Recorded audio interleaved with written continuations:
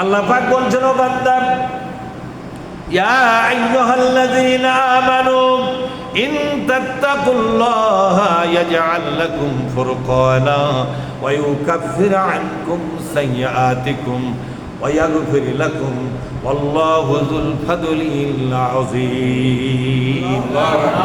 কার কথা?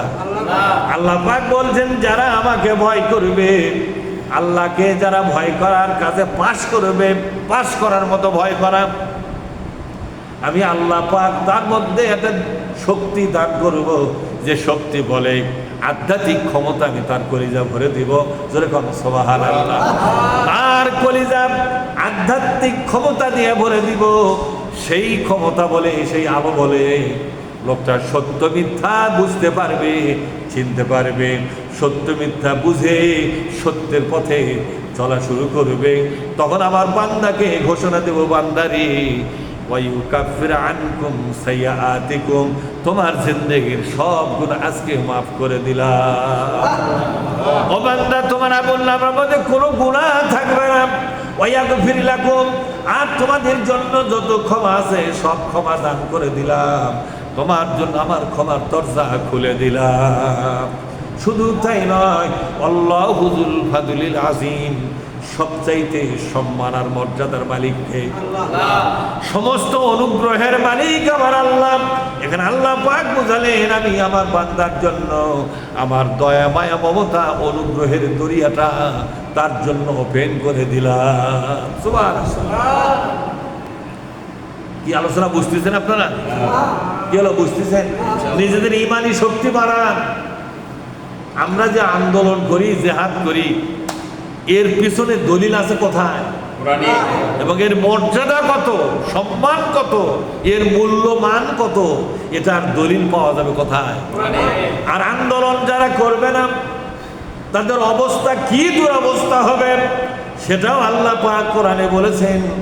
তোমরা যারা জিহাদ ফি সাবিলিল্লাহর কাজে অংশগ্রহণ করবে না, শুধু ব্যক্তিগত ইবাদত নিয়ে সন্তুষ্ট থাকবে, এভাবে যদি মারা যায়, ইল্লা তানফিরু, বলেন ইল্লা তানফিরু ইউআযিবুকুম আযাবান আলীমা, এই লোকটাকে আমি মরণের সাথে জাহান্নামী করে দিব।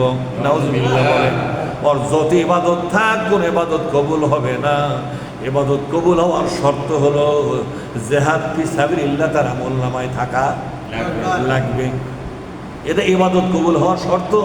তা নাহলে ইবাদত কি হয়ে যাবে? ওয়ায়াস্তাবদিল কওমান গায়রাকুম, তোমাদের বাদ দিয়ে এমন একদল মানুষকে আমি বাছাই করে নিয়া ওই কাজে লাগাইয়া দিব। জিহাদ করার মতো আমার বান্দার অভাব নাই। তোমরা করলে না, তোমাদের কপাল পুড়ে গেল।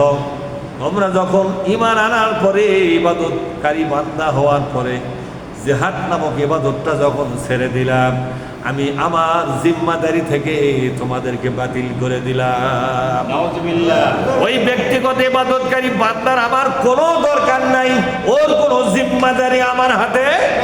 বরং জিহাদ করার জন্য আমার অসংখ্য বান্দাদের ভিতর থেকে আমি আল্লাহর পক্ষ থেকে তৌফিক দিয়া দিয়া একদল বান্দাকে কাজে লাগায়া দিয়া আমার জিহাদের কাজটা করে নিব।